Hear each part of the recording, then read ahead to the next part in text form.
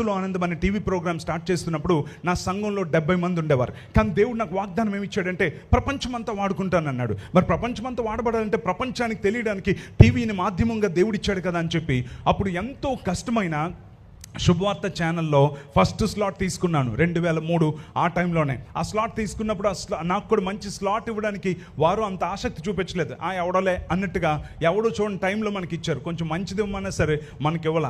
So అయితే దానికోసం ఒక 6 స్లాట్లకు మాత్రమే నా దగ్గర ధనం ఉండేది. ఆ సమయంలో పిల్లల చేత యాడ్ చేస్తూ ఉన్నాను. మా శ్రేష్ఠ అందరు చిన్న పాప అందరితో యాడ్ చేస్తూ ఉన్నాను. అందరూ ఏంటంటే నిజమైన ఆనందం, ఆశీర్వాదం, విడుదల, స్వస్థత, దీవెన కావాలంటే చూడండి యేసులో ఆనందం, యేసులో ఆనందం ఇది శాశ్వతమైనది అని అంటుంటే వెనక నుంచి ఒక పెద్దన్న వచ్చాడు.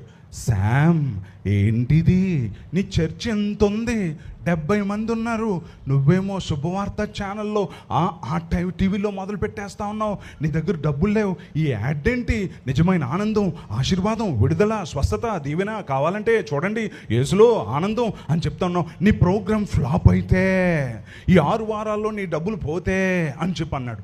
నాకు చాలా ఒకసారి జల్లుమనింది. అసలే చిన్న సంఘం, ఈ టైంలో పెద్దన్న వచ్చి ఇలాంటి మాట, డిస్కరేజ్మెంట్ అనేది నా జీవితంలోనికి వచ్చేసింది. అప్పటికే కొంతమంది టీవీలో మాట్లాడుతూ ఉండేవారు, సహోదరులారా ఈ వారంకే డబ్బులు ఉన్నాయి, వచ్చే వారంకి డబ్బులు లేవు, ప్రభు చిత్తమైతే ఎవరైనా ఇస్తే వచ్చే వారం టీవీలో కలుసుకుందాం, లేదంటే ప్రభు దగ్గర కలుసుకుందాం అంటే వచ్చే వారం ప్రభు దగ్గరికి వెళ్ళిపోతాం మనం, ఇంక టీవీలో కనబడకపోతే అని అనిపిస్తూ ఉండేది. అలా నేను అడగకూడదు దేవా అని చెప్పి చాలా బాధపడుతూ ఉండేవాడిని. ఆ టైంలో ఇలా అన్నాడు. కానీ వెంటనే దేవుని మాటలు గుర్తుకొచ్చాయి.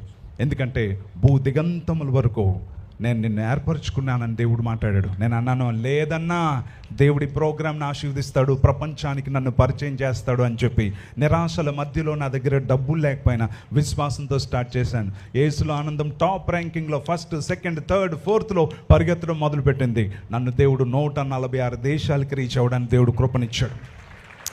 మనుషులు చెప్పే మాటల్ని కనుక నేను వినుంటే, నిరాశపడి ఉంటే ఈ రోజున నేను ఇక్కడ ఉండేవాడిని కాదు. అందుకోసం అని చెప్పే మన జీవితంలో ఎప్పుడు కూడా